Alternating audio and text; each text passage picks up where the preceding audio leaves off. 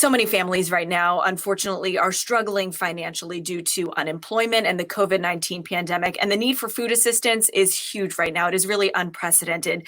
Joining me right now is Matt Spence. He is the Chief Programs Officer for Feeding Tampa Bay. You guys have been so busy this year. Thank you so much for taking a few minutes to talk with us.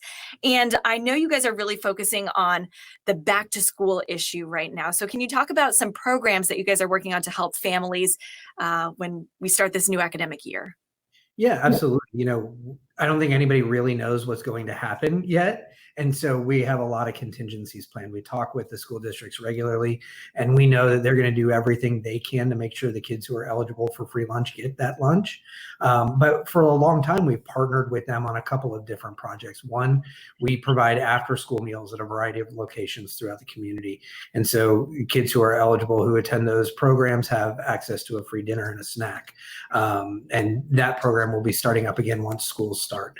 But in addition to that, we have a school pantry program where we bring food onto the school campuses. We work with their administration and their social work team to identify families who might need some assistance. And then we make sure that that food is available to them throughout the year. That is such an awesome program because those families, they don't even have to go anywhere else. I mean, if they're going to pick up their kids anyways, it's just right there. Now, how are you seeing kind of the shift in people who need the food assistance happening right now?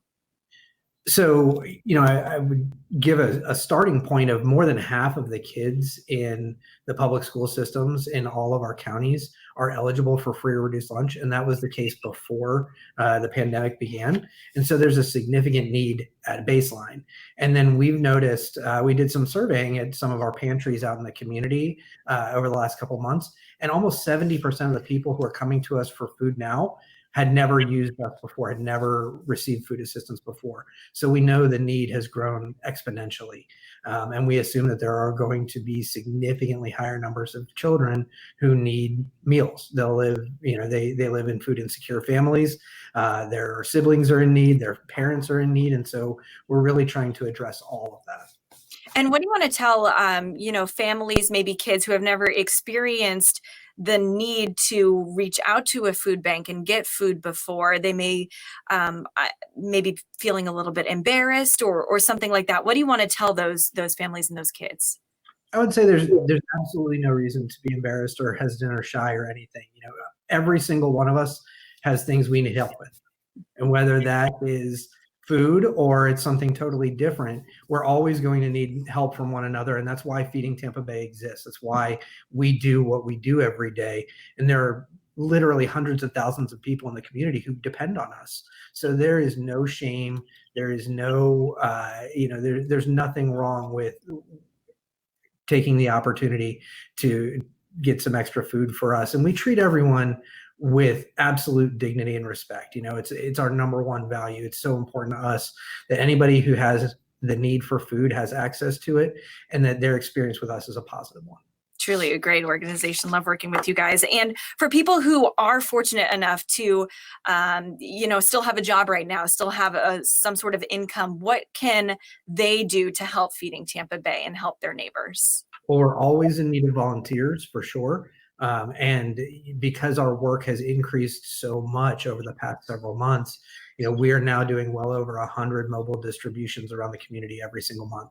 And so we need volunteers to come out and help to distribute food. We need volunteers at our warehouse to help package the food. And of course, we can always, benefit from financial support. It's how we operate. It's how we are able to procure all the food we have and get it back out to the community. Awesome. And I love what you said when we were talking offline, how your organization kind of helps fill in the gaps with the school districts. So really that parents don't need to worry about their kids going unfed this year. Absolutely. Our school districts do a great job of feeding kids when they are there, and they all have plans to see what they can do to support kids who choose to stay home. But we know there will still be gaps. We saw that over the last couple of months. And so we work alongside to figure out where they're doing well, and then we pitch in where there are extra needs that aren't being met. All right, Matt, thank you so much. We appreciate you taking a few minutes to talk about the issues that we are having right now with food assistance, that it's so needed in our community. Thank you so much for joining us. Absolutely. Thank you, Lauren. We appreciate you spreading the word.